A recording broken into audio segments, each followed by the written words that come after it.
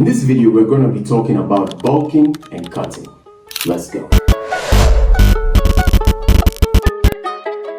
Bulking and cutting is the traditional approach that people use to arrive at an aesthetic physique. Everybody does this, you bulk and you cut, and the general definition of this would be going on a drastic calorie surplus in order to gain weight, to gain muscle mass, and to gain strength. And then eventually, when you've accomplished your target weight, now you're going to shred down so that we can be able to see more of your muscle definition, and so that you can maintain your strength to some degree.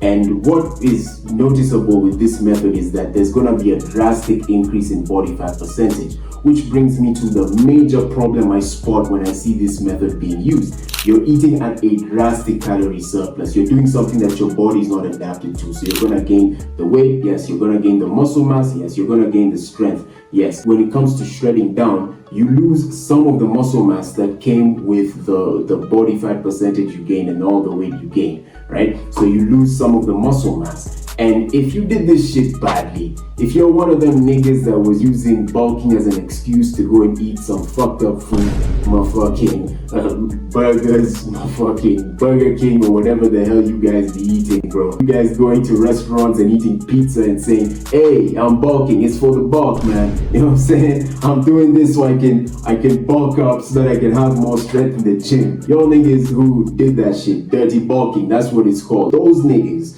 they gained more body fat than they did gain muscle mass. So when it comes to shredding down, they now look skinny fat. That is the worst kind when it comes to bodily aesthetics, bro. You're not fat, you're not skinny, you're skinny fat, bro. You look like a bitch.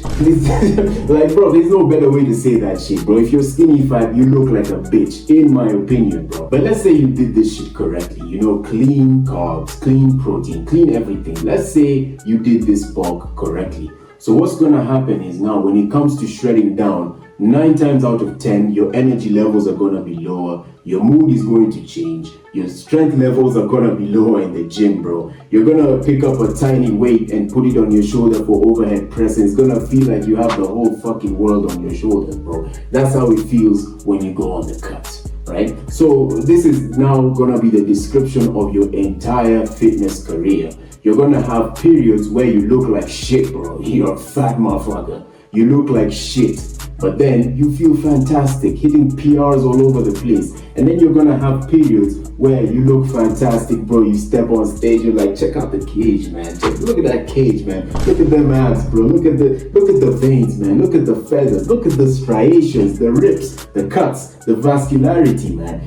Girls screaming and shit. You know what I'm saying? But then you just feel awful. You feel like how them niggas feel when they have the flu, right? That's how you feel, bro. So that's what it's gonna be. That's gonna be your entire fitness career for the rest of your life if you choose to use this method where you bulk and then you cut, then you bulk again, then you cut again. That's how your fitness life is gonna be. So there's a better method to approach this, and it's more or less the same concept but in a more toned down way, in a more sustainable fashion. So this is mini bulking and mini cutting. So here what you're going to do is you're going to be going on a small calorie surplus over a small period of time, and then go on a small calorie deficit over a small period of time, and you just keep repeating the cycle. So what you're going to notice when you do this is steadier growth when it comes to size, when it comes to muscle mass, and when it comes to strength. It's going to be more steady, and you're going to be required to be more patient with this method. For me personally, I ain't never done bulking or cutting, bro. I've been lifting for 6 years straight. I have never done bulking,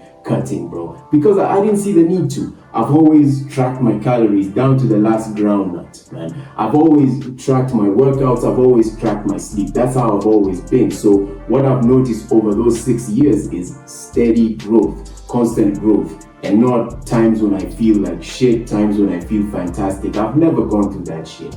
I did one time try the ketogenic diet because of this show that I was doing. So I wanted to get as shredded as possible just so that I could do that show, step on stage and leave.